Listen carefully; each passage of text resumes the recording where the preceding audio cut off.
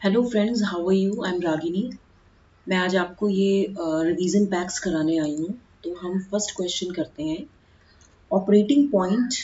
First question I think ये है, which of the following multivibrators is referred to as a free running multi vibrator? Astable, stable, bistable और stable and bistable multivibrators both. तो आपका answer होगा astable multivibrator. Whenever we talk about the free running multi vibrator, हम उसको astable multi vibrator कहते हैं। Multi vibrator जो होता है, व्हाट हैपेंस कि it oscillates between high state and low state. मतलब ये हाई और लो स्टेट के बीच में ही ये ऑसिलेट करता है। 1 and 0, अगर ये हाई स्टेट है तो ये लो स्टेट है, इन दोनों के बीच में it will oscillate producing a continuous output. तो तीन टाइप के मल्टी वाइब्रेटर्स हैं, अस्टेबल, मोनोस्टेबल, ठीक है, अस्टेबल, मोनोस्टेबल आप कह सकते हैं, एंड दूसरा तीसरा bistable. There are three kinds of multi vibrators: astable, monostable, bistable. Astable is a free running multi vibrator that has no stable states, that has no stable states, but it switches continuously, but switches continuously, switching होती रहती है इसकी between high and low states. This section produces a train of square wave. ये train of square wave produce करता है pulses at a fixed frequency. अब जो आपका मोनोस्टेबल होता है, मोनोस्टेबल एक वन शॉट मल्टी वाइब्रेटर होता है, इसकी केवल वन स्टेबल स्टेट होती है, ओनली वन स्टेबल स्टेट होती है एंड इज ट्रिगर्ड एक्सटर्नली। और ये क्या होता है आपका, it is triggered externally and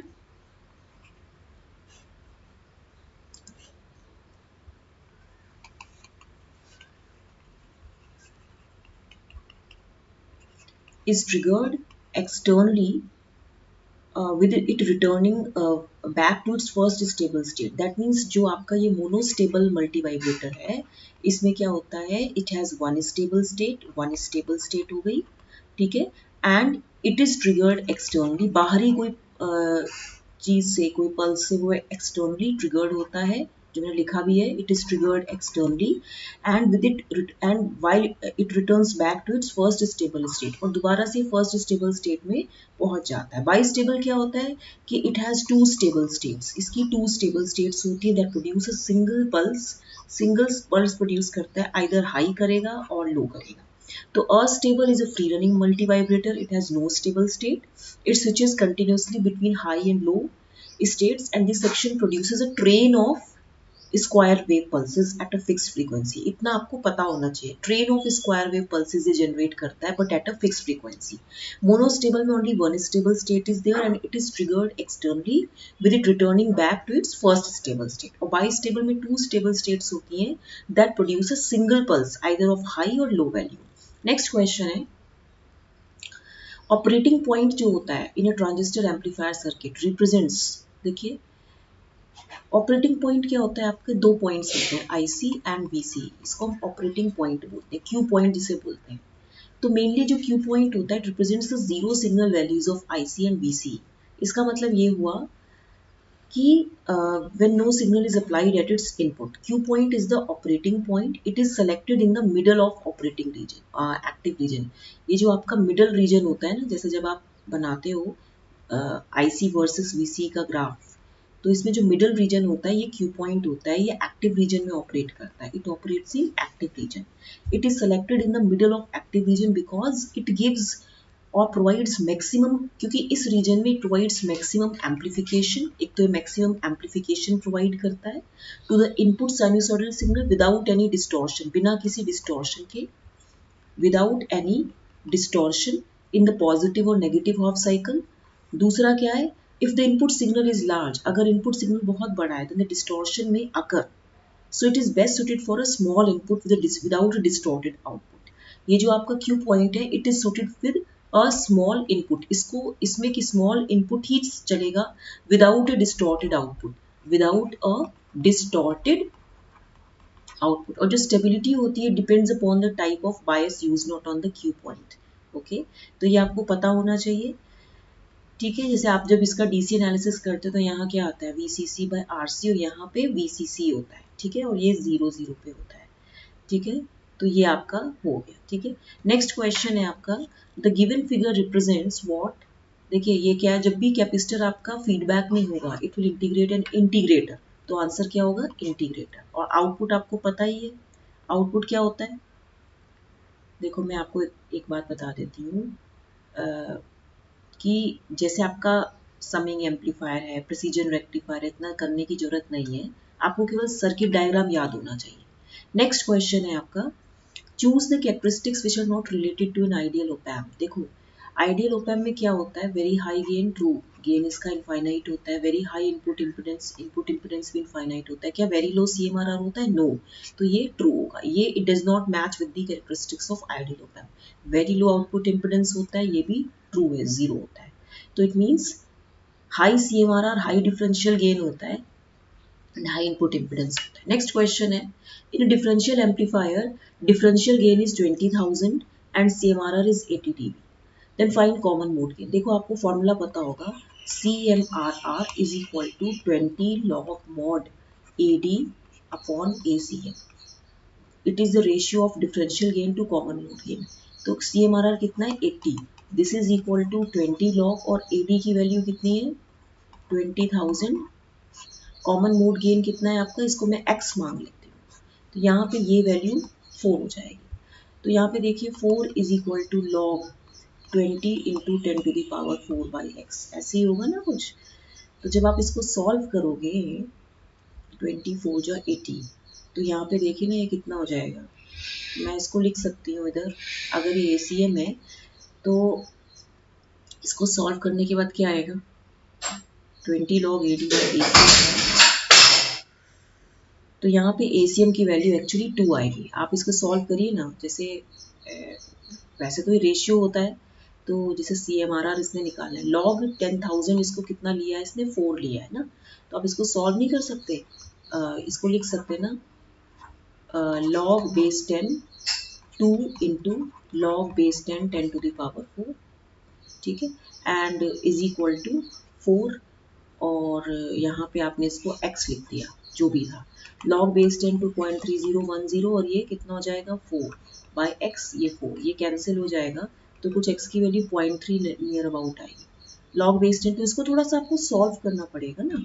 देखिए ये आपके पास क्या है, log 20,000 डिवाइड बाय, मैं इसको ACM भी लिखूँ तो ये 4 हो गया, 4 हो गया ना। अब इसको log 2 into log 10 to the power 4, यही ऐसे ही करेंगे ना, डिवाइडेड इज इक्वल टू, यहाँ पे ACM हो गया इज इक्वल टू 4 हो गया, तो ये तो 4 ही हो जाएगा ना, log base 10 10 to the power, ये 4 हो गया, ये A हो गया, ये 4 हो गया, और ये log बेस 10 2 हो गया।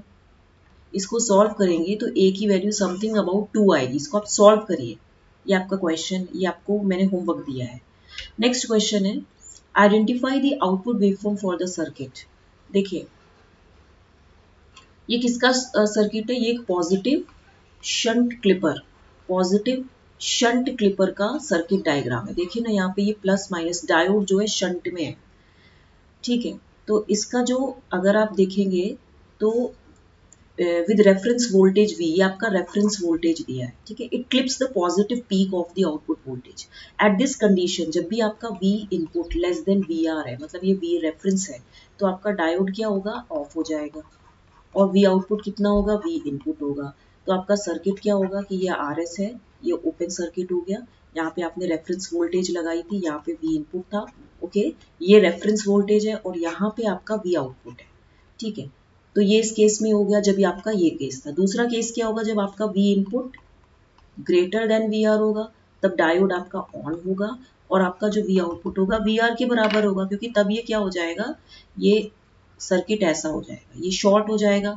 यहाँ रेफरेंस वोल्टेज कितनी होगी, 5 वोल्ट। तो बाय इंस्पेक्शन यहाँ पे तो कोई शॉर्ट नहीं है, तो इधर देखिए ये V इनपुट है, तो बाय इंस्पेक्शन V आउटपुट आपका कितना होगा, 5 वोल्ट। तो पॉजिटिव पीक को जो करेगा, इसका राइट आंसर ये होगा, क्योंकि पॉजिटिव हाफ, ये देखिए पॉजिटिव पीक को इसने थोड़ा सा क्लिप कर दिया, ठीक है। तो आपका ये first option is the right option.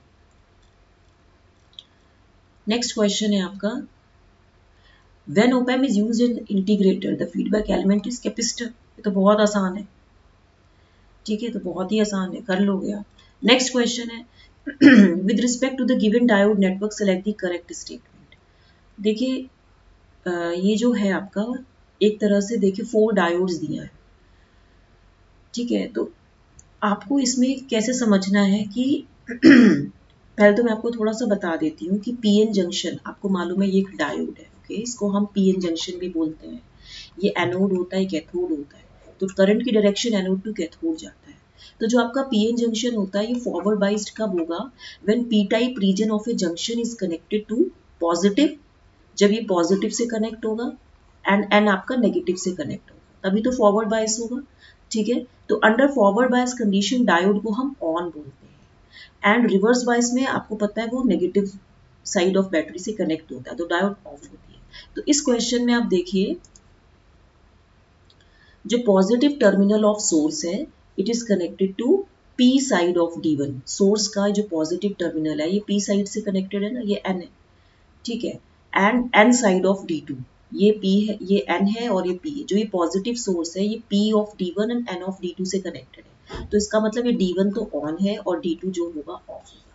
तो नेगेटिव टर्मिनल जो सोर्स है नेगेटिव का it is connected to the, ये आपका N साइड ऑफ D3, मतलब ये N side of D3 and P side of D4 से कनेक्टेड है। तो D3 आपका ऑन होगा और D4 आपका ऑफ होगा। तो D1 और D3 आपका, तो इसमें आपका राइट आंसर क्या होगा, सिंपल क्वेश्चन है। इसका जो राइट आंसर होगा वो होगा कि diodes 1 and 3 are on, 1 and 3 on होंगे and diodes 2 and 4 are off, ठीक है। तो इसका थर्ड ऑप्शन सही है। नेक्स्ट क्वेश्चन है, consider the following statements. Relaxation oscillator is independent of phase shift, true. Clap oscillator is an LC oscillator, true. At the resonance frequency, the phase shift provided by the Wien bridge oscillator is 0, true. Relaxation oscillator produces always sine wave output, false. देखिए इसमें क्या है, आप जो आपका मैं आपको थोड़ा सा बता देती हूँ। इसमें फेज शिफ्ट ऑसिलेटर की बात कहीं करी है, यस करी है। थर्ड ऑप्शन में फेज शिफ्ट ऑसिलेटर जो होता है ये एक लीनियर इलेक्ट्रॉनिक सर्किट होता है, okay, that produces a sine wave output. तो it consists of an inverting amplifier such as, इसमें एक ट्रांजिस्टर या ओपेम होता है, ये तो मालूम होगा आपको, with its output feedback to its input through a phase shift network consisting of R and C in a ladder network, ये तो आपको पता होगा। तो feedback network shifts the phase of amplifier, ये क्या करेगा, फेज ऑफ एम्पलीफायर को शिफ्ट करेगा।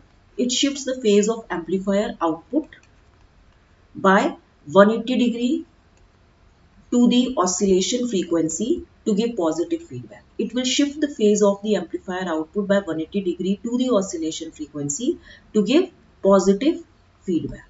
वेन ब्रिज ऑसिलेटर कहाँ दिया है, ये दिया है। वेन ब्रिज ऑसिलेटर क्या करता है कि इट यूजेस 2 RC नेटवर्क्स, इसमें 2 RC नेटवर्क्स होते हैं connected together to produce a sinusoidal output, ये भी एक साइनसॉइडल आउटपुट देगा। It uses a feedback circuit consists of a series RC circuit, इसमें सीरीज RC सर्किट होता है connected with parallel RC circuit of the same component values. ये क्या करेगा, फेज डिले प्रोवाइड करेगा। It will produce a phase delay और phase advance, ये provide करेगा depending upon the circuit frequency. तो एट द रेजोनेंट फ्रीक्वेंसी आपकी phase shift कितना होगा, इसमें 0 होगा। एट द रेजोनेंट फ्रीक्वेंसी इसमें जो फेज शिफ्ट होगा वो 0 होगा। तो एट द, ये इसने सही लिखा है, ठीक है। और जो क्लैप ऑसिलेटर है पता ही है कि it contains the LC elements in a transistor or op-amp along with feedbacks it provides phase shift। देखो रिलैक्सेशन क्या होता है, it is a non linear electronic circuit. Relaxation oscillator non linear electronic circuit होता है that produces a non sinusoidal, it always produces non sinusoidal repetitive output signals, ठीक है, such as इसमें triangular wave हो जाएगी या स्क्वायर वेव हो जाएगी। तो relaxation oscillators are generally used to produce low frequency signal, ये लो फ्रीक्वेंसी सिग्नल्स प्रोड्यूस करते हैं। These oscillators will not provide any phase shift in their output। तो इसलिए ये सही लिखा है कि it is independent of phase shift, true है। It always produces a sine wave output, false है, क्योंकि relaxation oscillator non-linear electronic circuit होता है that will always produce a non-sinusoidal repetitive output signals and like triangular square wave, and ये हमेशा low frequency signals को generate करता है। It will not provide any phase shift in their output। इसका example है stable multivibrator, flyback और sweep oscillator। तो इसका जो राइट आंसर होगा वो क्या होगा, वो होगा 1, 2 एंड 3, ओके।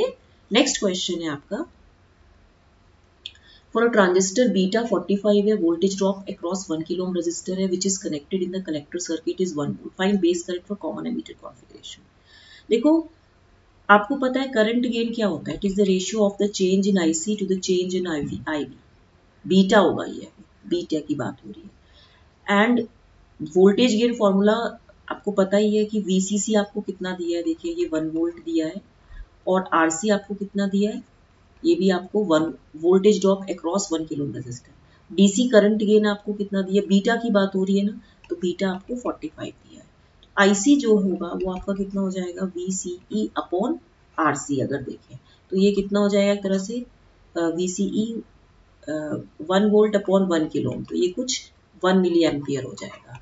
तो आई बी निकालना है ना, वो I B equal to I C upon beta, तो ये 1 मिली एम्पियर हो गया और बीटा कितना हो जाएगा 45।